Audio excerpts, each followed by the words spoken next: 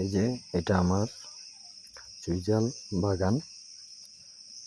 এখানে আমি অনেকগুলা চারা করে রাখছি। এই যে সবগুলো চুইঝালের চারা। এই যে দেখেন কি ফ্রেশ কোয়ালিটি,